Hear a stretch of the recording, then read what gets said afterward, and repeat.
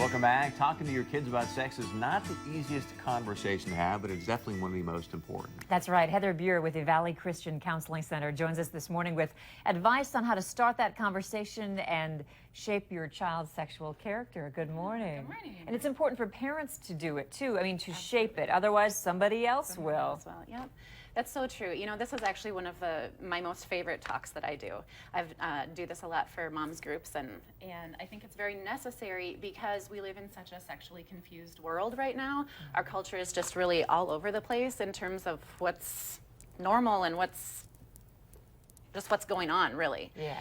And so I think that parents can be reluctant about how do we do this, what do we say, what if I made mistakes in my past, do I have to somehow share this with my kid, or will they think I'm a hypocrite? And so one of the things that I like to say to parents is, first of all, you have to deal with your own past, and you have to make whatever amends or whatever, you know, with your past that you have. But you can even say something to your child like, I made my sexual decisions and now I'm here to help you make yours. You don't have to divulge any of the gory details or anything like that. Or even you don't have to tell of your successes, you know, if things went, you know, if you think, you know, things went really great. You think you're really rocking in the sack. You shouldn't relay that. Or if, you know, maybe the value was saving sex for marriage, you know, maybe they did that, we're here to help you make your sexual decisions now. That's the number one thing I want to know from you today. Is I just saw a movie called Irreplaceable. It talked about the power of. Have you seen it? I haven't yet, but I would father like to. and family, and you know, one of the things they mentioned that you talked about is how our society now is devalued sexuality so much. It just becomes like everybody's hooking up. Why don't you do it? So my question to you is, I've got a 4-year-old daughter. How do I go about empowering her to truly value her sexuality? What's the most important thing I should be doing as a parent?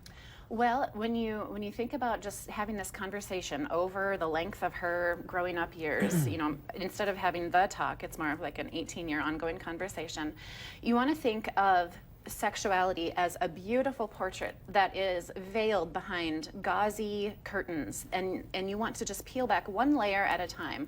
And I do just want to give credit where credit is due. I'm getting a lot of my information here from Mary Flo Ridley, who has actually been here in Fargo to do a talk on shaping your child's sexual character.